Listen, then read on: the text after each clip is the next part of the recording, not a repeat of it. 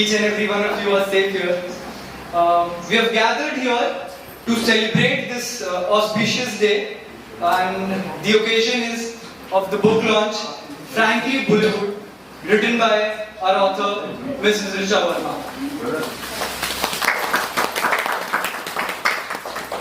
I would like to thank everybody for their presence on this occasion, especially our esteemed chief guest, Shri S.K. Bharadwaj sir, ex-DGP of Bihar and present chairman of DAV Public Schools, Bihar. I would also take a moment to honor the presence of Ms. Shubhda Kulkarni, outreach coordinator of Infant Jesus School and visiting faculty of Patna Women's College. She has a vivid experience in the language of Deutsch, German, and she has also been associated with German Language Center and other institutes for teaching German. Fortunately, I and Ankit here are also students of MAM, and we are blessed with the fact. Last and not the least, I would take a moment to thank Mr. Ajay Kumar for his presence, retired District Fisheries Officer cum Chief Executive Officer of Government of Bihar, and also the present Director of the Foxman Publications. Without doing much ado, I would like to invite the author, the writer on the stage, Mrs. Richa Verma.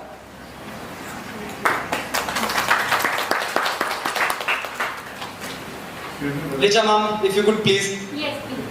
Please, you know that all of these coverages will be going to many budding writers. Yes, yes. So people would be interested to know about you and your journey.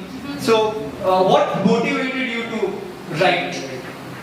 See, the writers, as per my view, वो होते हैं जिनको कभी भी interest नहीं होता है पढ़ाई लिखाई में, तो वो आगे चल के राइटर बन जाते हैं, टीचर बन जाते हैं, क्योंकि वो उस फेज से गुजरे हैं जिसमें उनको लगता था कि वो स्टडीज बहुत बोरिंग होते हैं, लेकिन मेरे साथ भी वही कंडीशन था और आज की डेट में मैं एक टीचर हूँ. So I am very proud of my profession. We are. Yes, we are indeed. तो मुझे मोटिवेशन बुक्स लिखने का मिला क्योंकि पहले तो मैं स्टोरी बुक्स पढ़ती नहीं थी, बट मेरे मम्मी पापा ने मुझे बहुत इंसिस्ट किया, मेरे नाना जी ने बहुत इंसिस्ट किया था अमर चित्रकथा पढ़ने के लिए. बहुत पहले वो बुक्स आया करती थी और उसमें बड़े बड़े योद्धाओं के, राजाओं की कहानियाँ हुआ करती थी एंड इट वाज एनिमेटेड. तो वो मैं पढ़ा करती थी. उसके बाद schools में 16 Tales from Shakespeare, and those were wonderful stories. I have seen few of them here in the cupboard.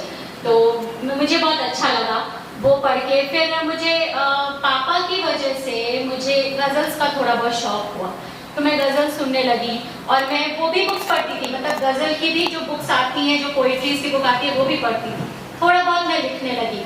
फिर मुझे लगा कि जो मैं पढ़ाती हूँ बच्चों को, अपने नोट्स बताती हूँ, तो फिर मैं क्यों ना उसको अपने ही शब्दों में लिखूं, देखते क्या होता है. फिर मेरी मुलाकात हुई शारण्या से, और शारण्या का जैसे ही मैंने सुना कि वो एक पब्लिशिंग हाउस उसने ओपन की है, वो उसका मतलब हेड है, CEO है, सो आई वाज वेरी हैप्पी कि चलो बिहार से कोई तो निकला कुछ नया करने के लिए, बी एन एंटरप्रेन्योर. तो मैंने सोचा मैं भी अपनी बुक शारण्या फॉक्समैन पब्लिकेशंस के थ्रू ही लॉन्च करूं.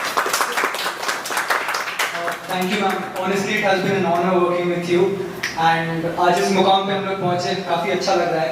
तो आपने अपने स्टेटमेंट में आपने ये कहा कि आप कुछ फील करती थी, आपके इमोशंस थे, पढ़ने में मन नहीं लगता. तो डू यू थिंक कि emotions play a vital role in a writer's journey? Yes, absolutely. I'm very much. I will ditto this point with you, क्योंकि हम जो सोचते हैं उसको हम कागज पे कैसे उतारे, उसमें कौन कौन से वर्ड्स ऐसे यूज करें जो लोगों तक पहुंचे, लोगों को कनेक्ट करे. ठीक है, तो उसके लिए कुछ लिखना हमेशा जरूरी होता है, और जब तक आप लिखेंगे नहीं वो हिस्ट्री नहीं बनती, वो हमारे आगे वाली जनरेशन जनरेशंस पढ़ नहीं सकते। तो उसको इंटरेस्टिंग बनाने के लिए आपको इमोशंस कनेक्ट करना बहुत ही ज़्यादा ज़रूरी है।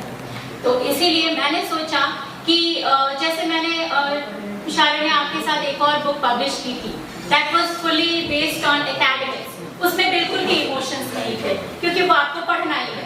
लेकिन जब मैंने ये बुक लिखनी शुरू की, फ्रैंकली बॉलीवुड, तो मैं बहुत पहले से ही देख रही थी, ऑब्जर्व कर रही थी बॉलीवुड की लोग टेंडेंसी को कि वो न्यू कमर्स को बिल्कुल प्रमोट नहीं करते, कुछ हद तक वो ले जाते हैं और फिर उनको खींच के गिराने की कोशिश करते हैं। तो उनके साथ कितना डिसहार्टनिंग मोमेंट होता होगा, वो फील करके मैंने सोचा कि नहीं, मुझे ये बुक लिखनी चाहिए ताकि लोगों तक ये बात पहुंचे कि बॉलीवुड किस तरह का, एक्चुअली बॉलीवुड नहीं है वो बॉलीवुड है, वो किस तरह से लोगों की टांग खींचते हैं।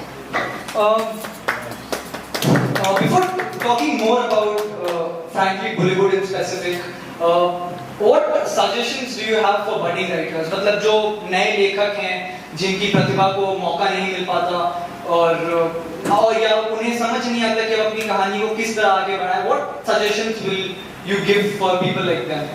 See, I myself is a newcomer.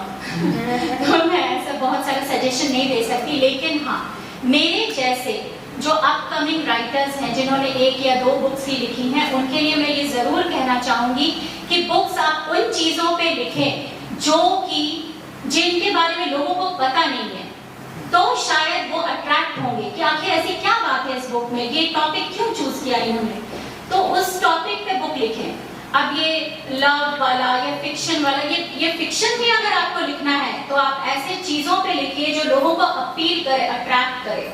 जैसे ये बॉलीवुड वाली चीज है, तो ये बॉलीवुड वाली चीज बहुत अपीलिंग है, ठीक है, कि लोग जानना चाहेंगे। अभी भी बहुत सारी चीजें हो रही हैं बॉलीवुड में, ये कोविड के दौरान बहुत सारी चीजें हुई, तो आप लोगों को लगता है कि अरे ये फ्रैंकली बॉलीवुड में ऐसी क्या बात होगी कि हम इसको पढ़ें।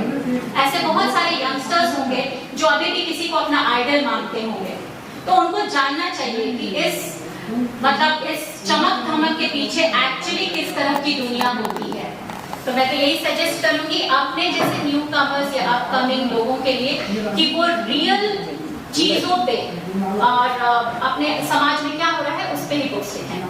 ओके, जैसे आपने अपने पहले आंसर में ये कहा कि you have read some books, so for the people who write, we have always heard कि reading is a must and reading is very important. So what kind of books will you suggest to these budding writers? Very good question, और इसके through मैं अपने उन books के बारे में बताऊंगी जो मैंने भी पढ़ी है। मैंने पढ़ी है प्रेमचंद की बुक्स, मैंने पढ़ी है फणीश्वरनाथ रेणु की बुक्स, जो कि बहुत ज्यादा ग्राउंड रूट पे ही लिखी गई है। मतलब वो ऐसा लगेगा शायरा जैसे कि हम आसपास बैठे हैं और एक कहानी चल रही है, जैसे हम यहाँ बैठ के बुक की इनॉग्रेशन कर रहे हैं और बातचीत कर रहे हैं, तो वो कहानी भी बिल्कुल उसी तरह से जाती है, वो साहित्य भी बिल्कुल वही पोर्ट्रे करता है जो आपके आसपास समाज में घटित हो रहा है। तो मैं तो चाहूंगी कि लोग वैसी बुक्स लिखें, तो उससे क्या होगा कि जो राइटर है या जो ऑथर है उसको ये समझ में आएगा कि अच्छा, तो मैं भी अपने ही जीवन पे, अपने आसपास समाज के जीवन पे, या मैं जिन भी लोगों से मिला हूँ, हर व्यक्ति किसी न किसी एक्स्ट्राऑर्डिनरी पर्सन से जरूर मिलता है, तभी कहीं जाके वो एक्स्ट्राऑर्डिनरी होता है। तो मैं भी चाहूंगी कि लोग इसी तरह के बुक्स को ज्यादा प्रेफर करें। Right, absolutely correct. I also believe that people do inspire people to do good in life. Talking about Frankly Bollywood, why should people read your book? What is special about Frankly Bollywood? What message do you have for this book? Yeah, because it is my book. That matters most. और मैं इसलिए भी बोलना चाहूंगी कि आप उन सब फैक्ट्स को जानिए कि मैं जानती हूँ हर इंडस्ट्री में नेपोटिज्म होता है, हर इंडस्ट्री में पॉलिटिक्स होती है, लेकिन हम किसी पर्टिकुलर इंडस्ट्री बेस के एम्प्लॉइज को अपना आइडल नहीं बनाते हैं। हम आइडल बना लेते हैं सेलिब्रिटीज को जो बॉलीवुड से बिलोंग करती हैं, लेकिन जो क्या वो संस्कार जो वो पर्दे पे दिखाते हैं हमें, रियल लाइफ में भी वो वैसे ही होते हैं? क्या वो गलत कामों में लिप्त नहीं होते हैं? क्या उनके ऐसे गैंग नहीं होते हैं जो न्यू कमर्स के लिए बहुत ज्यादा ऑब्स्टेकल क्रिएट करते हैं? तो मेरी बुक्स मेनली नेपोटिज्म और बॉलीवुड का जो घटिया और भद्दा चेहरा है उसको उजागर करने के लिए मैंने ये बुक लिखी है कि मतलब all that glitters is not gold, हर चमकती चीज सोना नहीं होती, हर वो चेहरा जो बहुत खूबसूरत है, वो चेहरे के पीछे भी एक दूसरा उनका चेहरा है जो रियल है। आप उस रियल चेहरे को पहचानिए, और अगर आपको आइडियल ही बनाना है, आपके पास डिफेंस है, हमारे देश के जवान हैं, आप उनको क्यों नहीं आइडियल बनाते, है ना?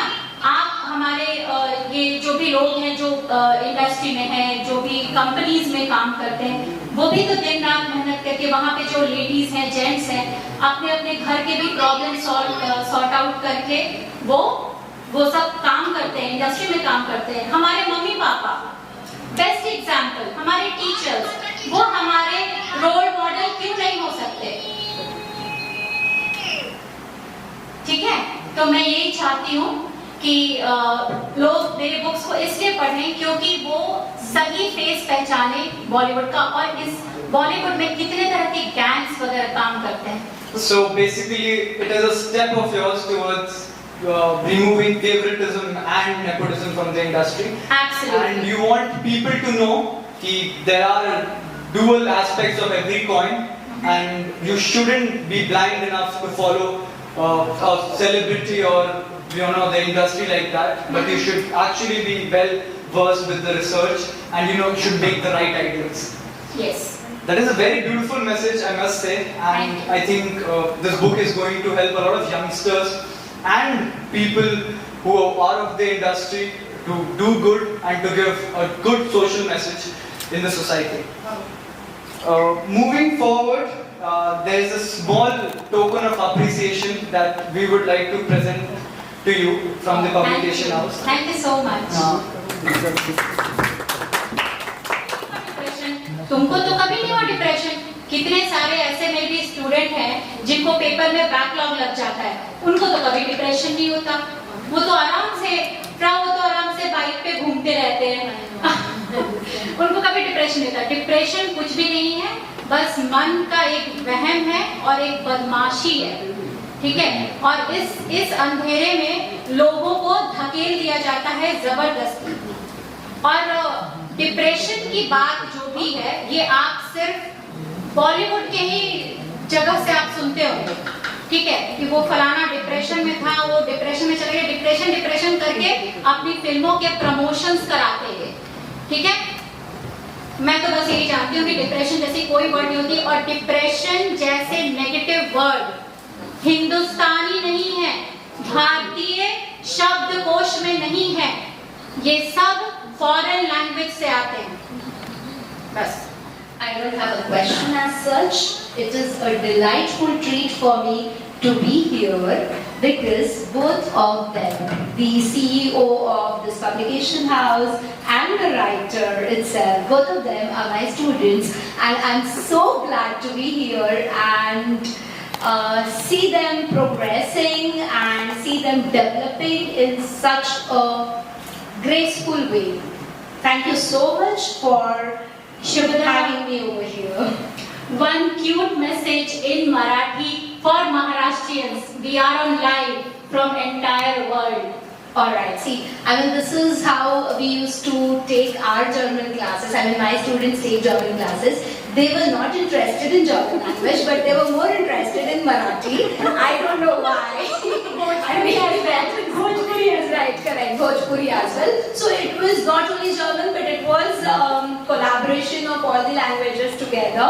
And multilingual. We really used to have fun, and these kind of topics. I would like to point out one thing over here. She has got in her this kind of कीड़ा, we call it in Marathi.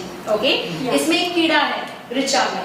हमेशा कुछ तो मतलब नहीं होता है कि लहरों के अगेंस्ट जाके it is said in Hindi, कुछ अच्छा सा मूवी का डायलॉग भी है नको, बाकी त्यांना कळणार नाही। मराठी माणूस there. और मराठी माणूस is there. Who is that Marathi माणूस? Live. Oh, live. Okay, all right, fine. Please. Okay, fine. Since she's insisting, मी खूपच आनंदी आहे की अशा व्यक्तिमत्वांबरोबर मी इथे आहे की ज्यांनी या बिहारमध्ये काही एकदम छोट्या गोष्टी असतात या These things are very small things which we ask our children to do. Write a page in your notebook. At times we tell them that listen to this beautiful song. Every time our parents don't tell us कि पढ़ाई करो, पढ़ाई करो, पढ़ाई करो, right? They at times tell us that go and play on the ground, write a book, write a story, write a small experience of yours if you're traveling. So if our parents are encouraging us, but that is not. So I salute social media. I'm very thankful for this COVID period. इसने मुझे बहुत सारे innovations करने का मौका दिया. तो कितेश से मेरी मुलाकात ऐसी हुई. And just we were discussing about some facts, some real facts कि अभी बहुत ज़्यादा चल रहा था कि कोविड के टाइम पे लॉकडाउन हो गया तो ये उन्होंने कराया, ये फलाने नेता ने कराया, something like that. तो हमारी डिस्कशन चल रही थी. तो उन्होंने मुझसे पूछा कि अभी तुम क्या कर रहे हो कोविड टाइम पे. तो मैंने बोला कि मैं एक बुक लिख रही हूँ. तो बोले कैन आई सजेस्ट समथिंग. मैंने कहा why not obviously you can suggest.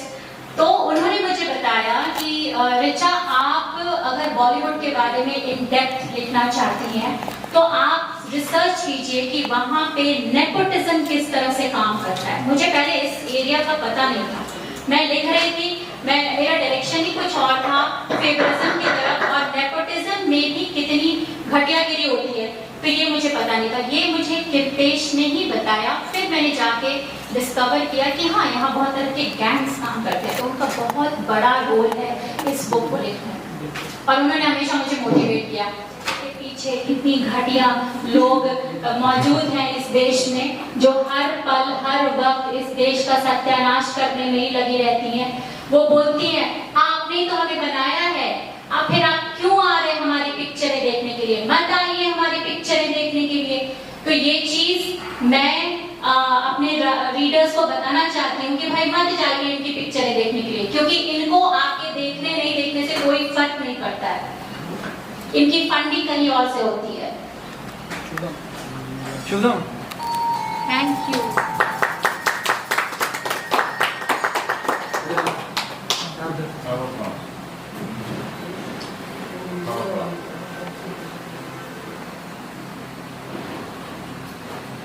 हाँ बोलिए.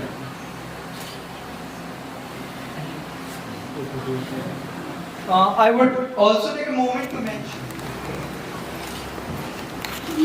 Sir, please.